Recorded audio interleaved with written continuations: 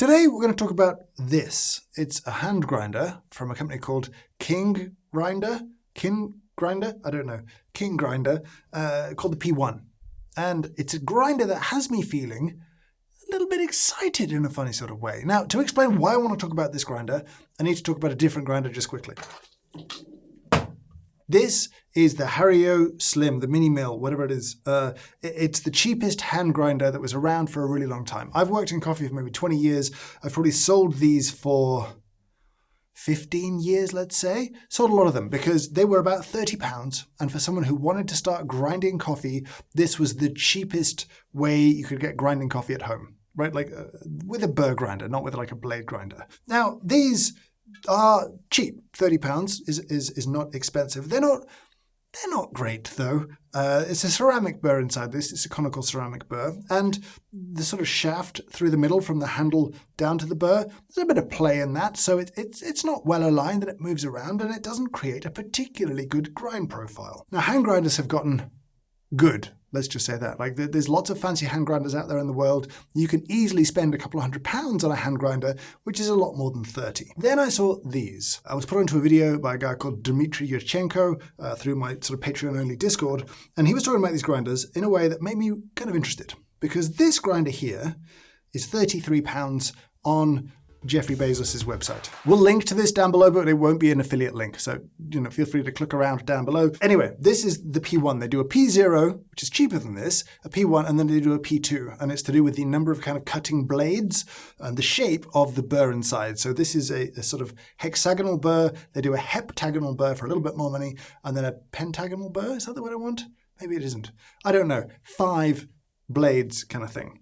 It's a metal burr. The construction is polycarbonate. The handle is metal. This nice little wood bit on the end feels nice. Now, this arrived, and immediately I was like, oh, this is nice. This is nicer than I would expect for £33, when my benchmark is this at 30, because this doesn't feel great. It turns beans into pieces of beans, but it isn't a great grinder. This seems to be symptomatic of something that gets me a little bit excited, which is coffee stuff has definitely gotten more expensive, right? Like, the most expensive grinders in the world right now are probably for the home, right? This kind of boom in domestic coffee consumption has supported more expensive espresso machines, fancy grinders, all of the sort of fancy stuff, expensive stuff. But the idea that this might be good at the same price point as this, that gets me excited in a very different way, because if this is good, well, that's a great starting point for someone who wants to dip a toe. I feel okay saying spend £33 on a hand grinder, especially if it doesn't suck. Now, we're very fortunate here.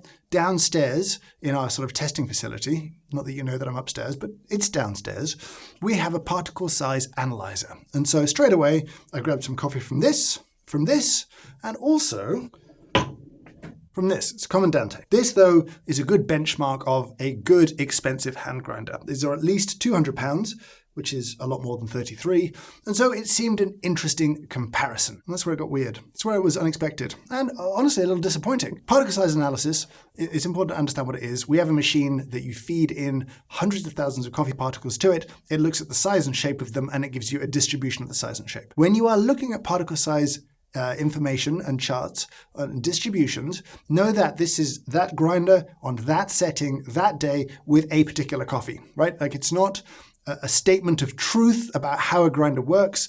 It's a moment of comparison between 2 grinders or 3 grinders set to produce, let's say, similar extractions in a 1-cup V60.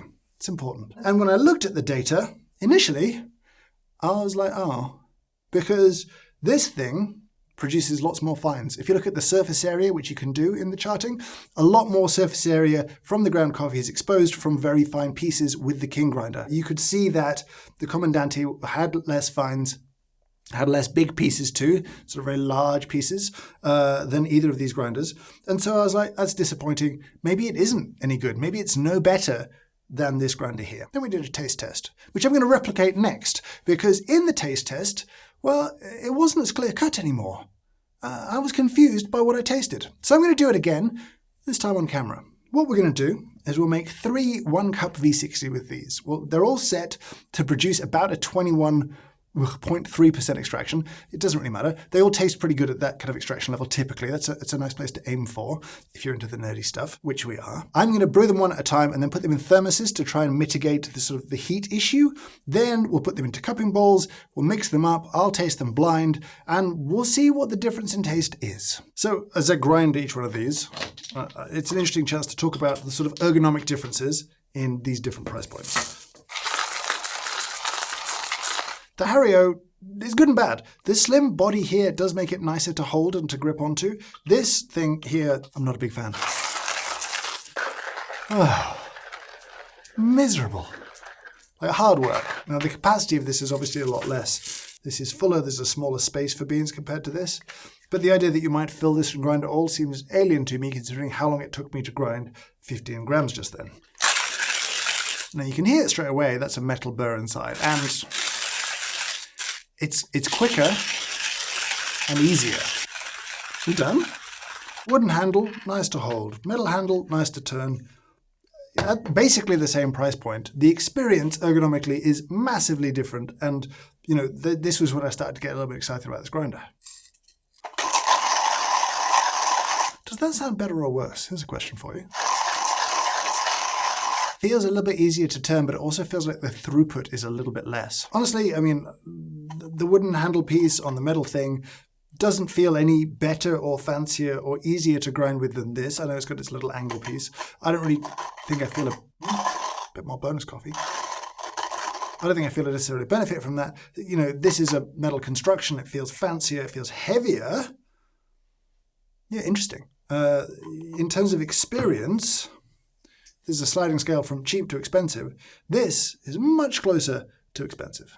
We're going to be using the better 1 cup V60 technique that we published on this channel. There's a link to that video in the description. Interestingly, if you look at the Hario's bed at the end of the brew, you can just see lots of large pieces, really quite big chunks of coffee, borderline coffee ground, you know, to just pieces of coffee, sat on the top and around the filter paper itself. I think this is important. So with the Kingrinder bed, it looks a kind of muddier bed, which makes sense. It seems to have more fines, but there's less of the kind of crunchy granola pieces kind of lying around on top. Again, worth noting. And bed doesn't look as muddy as the Kingrinder. There's a few larger pieces, but nothing like the chunky rocks from the Hario Slim. So let's decant.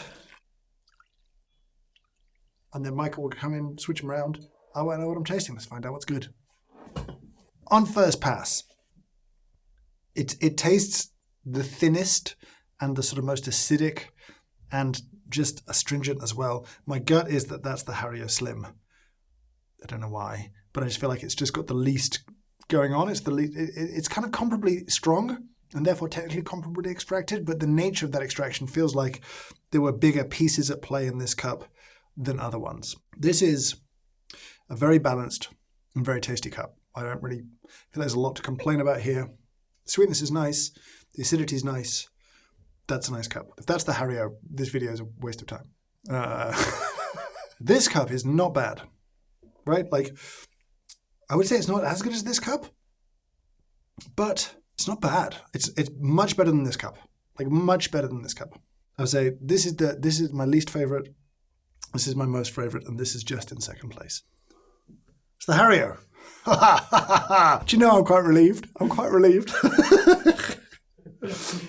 He's giving me nothing off camera. Right, that's the Hario. That's the Comandante. And this is the King. And I would say, if we had a sliding scale of like not great to great, and we have the Hario down this end at not great, and the Comandante at great, this is much closer to the Comandante than it is to the Hario. I think that's the thing. For £3 more, or $5 more, or whatever it's going to be in the US, we will check that and put it on screen. Here's the thing I would think about. If you gave me £250, right? If I then might have, say, I buy Comandante and I've got 50 quid, £50 left for coffee spend, or I could spend £33 on a grinder and have a lot more budget to buy better coffees, because that's really, at this point here, what's going to kind of truly elevate your morning coffee is the quality of what you put into it. If you put good water and good ground coffee, ground fresh, and reasonably well, into a V60, you can get very, very, very tasty coffee. And the gap in quality it's not reflected by price. And that's really interesting to me. This is a better grinder. There's no question about it whatsoever. And that's a relief, really.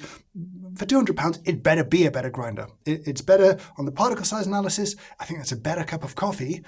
But this makes me happy because it makes me feel like I could recommend something that's £33 and really someone could go and make a coffee that they would really enjoy at the end of it. Yeah, there's runway. You could go and you could improve it and you can tweak it and you can have a journey into coffee down the rabbit hole. But you're starting so much further along than you would be with this.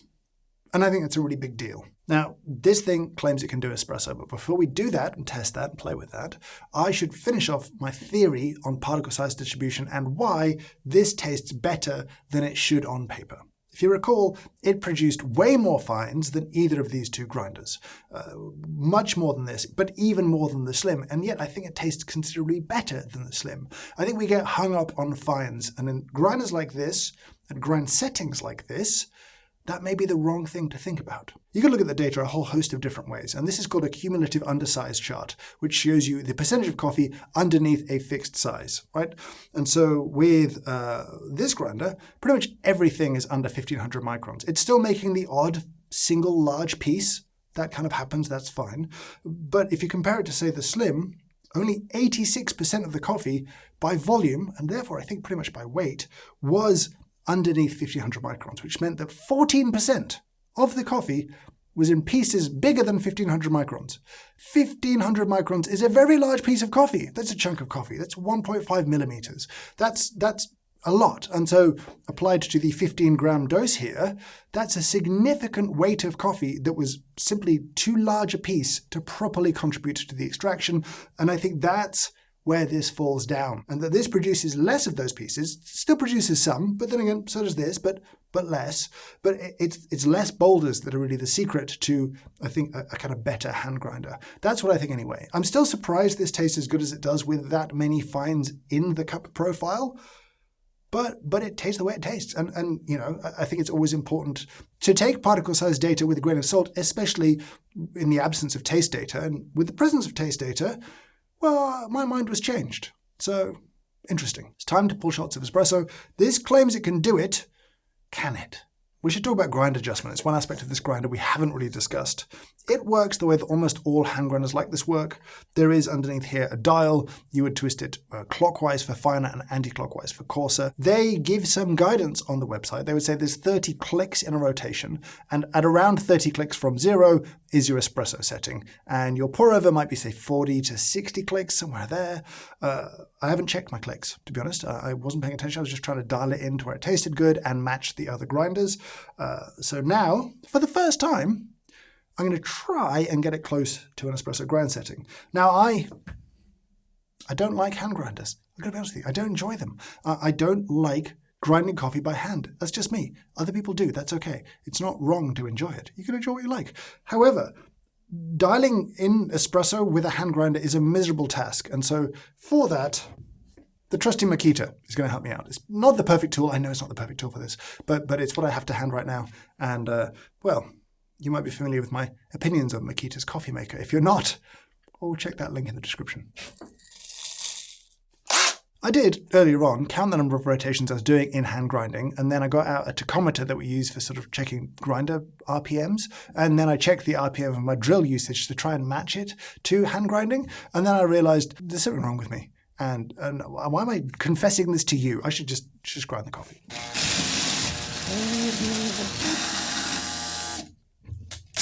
Yeah, I would say 18 grams, probably a max dose sensibly in here. You might squeeze 20 in. I choked it! Too fine.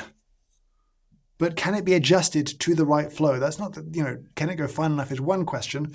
Can I dial it in accurately to the flow rate that I want? That's the other question. Let's go 4 clicks coarser.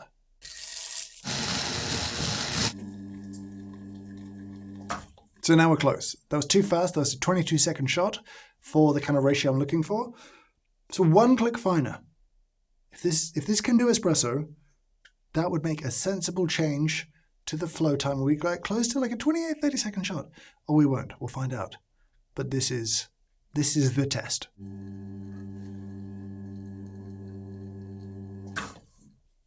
I don't know what I'm expecting here. Smells okay. I'm curious, you could probably play with this a little bit. That's not the best espresso of my life. It's quite acidic. It's not wonderfully extracted. It lacks a bit of sweetness. It lacks a bit of texture.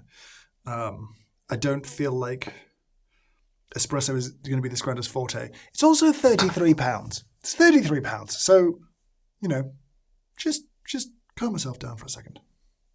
I could adjust it to get the flow rate that I wanted. The steps were relatively small.